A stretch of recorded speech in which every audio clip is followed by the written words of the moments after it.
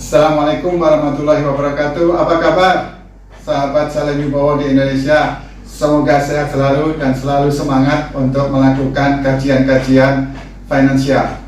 Teman-teman, seperti tadi atau kemarin saya sampaikan, kita ada filosofi anak tangga, maka kita lakukan step pertama pembahasan kita, dan kemudian baru step kedua, step ketiga, dan seterusnya, supaya kita teratur dan lebih prosedural.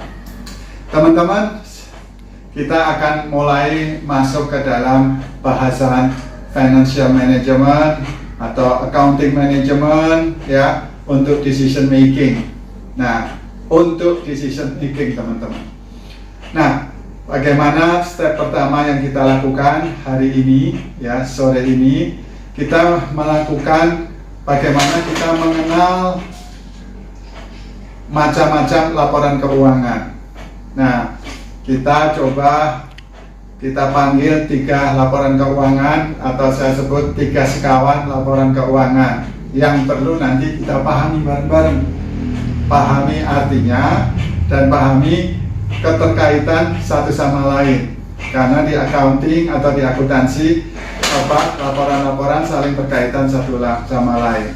Nah, kalau kita nanti paham, moga-moga kita akan pahamkan dengan cara yang mudah untuk dipahami, baik oleh praktisi akuntansi atau accountant, ataupun kepada para teman-teman CFO ataupun lebih-lebih yang non-background accounting. Teman-teman, 3 sekawan itu adalah laporan rugi laba pertama, ya kan?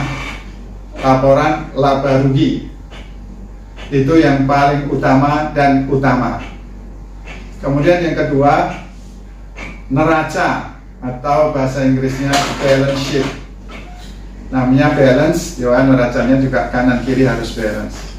Dan yang terakhir, yang paling penting juga bagi bapak-bapak sekalian, bagi business owner, bagi CEO adalah cash flow, yang menggambarkan hasil akhirnya adalah berapa cash flow kita, positif atau negatif. Lebih-lebih nanti ada cash flow dibikin mingguan, biasanya minggu pertama, minggu kedua, minggu ketiga, minggu keempat. Kenapa saya bilang 3 sekawan?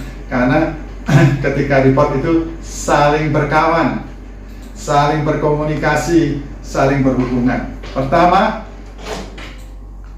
laporan P&L atau profit and loss, ya kan, laba dan rugi. Nah, kita baru step pertama, kita mengenal profit and loss, yaitu ada 3 komponen utama yang utama, yaitu 1, penjualan, betul. Kemudian yang kedua adalah HPP atau harga pokok penjualan, dan yang ketiga gross margin. Nah, gross margin ini penting. Biasanya ada 2 angka yang disebutkan, berapa rupiah, katakanlah gross margin saya berapa, 1 miliar gitu. Bagus apa tidak? Nah, nanti kita lihat prosentasinya. 1 miliar itu berapa persen dari penjualan? Katakanlah 25%. Bagus apa tidak? Semuanya, kata Pak Bambang Sudibyo, accounting adalah art, kan gitu. Dosen saya yang juga mantan Menteri Pendidikan dan juga mantan Menteri Keuangan. Nah, bagus apa tidak? 25% tadi kita harus bandingkan dengan industri yang ada. Kita nggak bicara di situ, kita mengenal dahulu ya. Jadi profit and loss terdiri dari 3 item, yaitu item penjualan, item HPP, dan item gross margin. Nah, hubungannya ada di mana dengan, atau perkawanannya ada di mana dengan balance sheet. Nah, balance sheet yaitu menunjukkan berapa aset kita di sebelah kiri, dan di kanan menunjukkan berapa liability atau kewajiban kita. Nah, profit and loss yang pertama berhubungan yaitu penjualan.